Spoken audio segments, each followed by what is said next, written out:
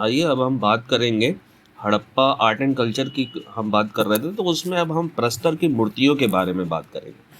तो सिंधु सभ्यता के अंतर्गत हड़प्पा में 2 मानव प्रस्तर मूर्तियां मिली थी, जिसमें उस मूर्तियों को बनाने में क्या क्या यूज़ हुआ था। उसमें लाल बलुआ पत्थर से तथा दूसरी जो मूर्ति बनी थी वो चूना पत्थर से बनी थी। लाल पर लाल बलुआ पत्थर की मूर्ति जो है मतलब पूरी खड़ी मूर्ति नहीं मिली थी, वो जो है टूटी हुई मूर्ति थी। तो और यह मूर्ति जो थी मतलब इस मूर्ति पे कोई कपड़े नहीं थे और ये पूरी ही नग्नावस्था में थी। एएल बासम साहब थे, उन्होंने इस मूर्ति के बारे में बताया था।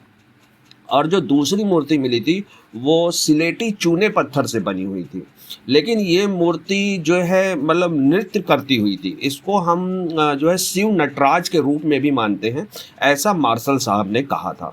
तो ये 2 तरीके की मूर्तियाँ मतलब हमें जो प्रस्तुत मूर्तियाँ सिंधु सभ्यता में हासिल हुई थी। और कई भी ऐसी चीज़ें हैं कि जो हड़प्पा संस्कृति के दौरान जो है धातुओं की जो मूर्तियाँ मिली थी वो किन किन स्थानों से मिली थी, आइए इसके बारे में हम जानते हैं। कि मोहनजोदड़ो है, चन्हूदड़ो है, लोथल है, कालीबंगा है, यहाँ से हमें जो है धातुओं की मूर्तियाँ मिली हुई थी।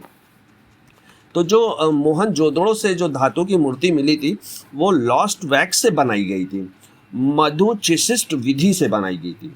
और ये जो मूर्ति थी ये 14 सेंटीमीटर लंबी थी। तो हमने आपको बताया था कि वो नाचती हुई मूर्ति थी जो नटराज के रूप में थी। और ये जो मूर्ति थी ये कांस्य की मूर्ति थी, लेकिन ये जो नटराज की मूर्ति थी इस पे भी कपड़े नहीं पहनाए गए थे और ये भी जो है नंगे अवस्था में ही थी। और इसका जो है जो दाहिना कंधा था वो नीचे लटक रहा था।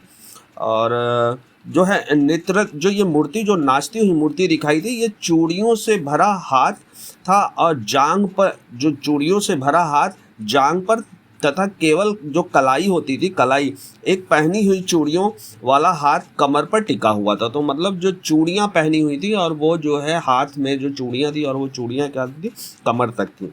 और इसके बाद जो है जैसे कैसे कैसे इन पे कौन कौन से आकार मिलते हैं, तो मोहनजोदड़ो से जो कांस्य की मूर्ति मिलती है उस पे भैंसा और भेड़ होते हैं, वो भैंसे और भेड़ की मूर्तियां मिलती हैं।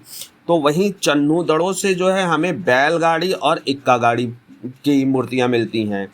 कालीबंगा से जो तांबे वहाँ तांबे से निर्मित जो है वृषभ की मूर्ति मिलती है, याद रखिएगा तांबा और वृषभ। और जो लोथल है वो लोथल में भी जो मूर्तियाँ मिलती हैं वो तांबे की मिलती हैं। तथा जो ये तांबे की जो मूर्तियाँ मिली रहती हैं मूर्तियाँ किसकी किसकी होती हैं, जो लोथल में जो मूर्तियाँ मिलती हैं वो बैल की होती है, कुत्ते की होती है, खरगोश की होती है। तो इस तरीके से ये बड़ा इम्पॉर्टेंट हो जाता है कि प्रस्तर की मूर्तियाँ, तो एक समराइज हम करते हैं कि प्रस्तर की मूर्तियाँ जो होती थी वो किस धातुओं से बनी होती थी। दूसरा क्या होता था कि वो नटराज की होती थी, नाचती हुई रहती थी। तीसरा क्या होता था कि खंडित मूर्तियाँ भी थी जो मानव की मूर्ति मिली। तीसरा क्या होता है कि वो किस किस स्थानों से मिली थी ये जानिए। अच्छा, उन स्थानों से जहाँ से मिली हैं वो किस किस रूप में मिली, जैसे आपको बताया कि लोथल में जो मूर्ति मिलती है वो किस धातु की मिलती है, तांबे की मिलती है। ठीक है, इस तरीके से आप जो है इसको बार बार वीडियो को सुनेंगे तो आपको याद हो जाएगा। धन्यवाद।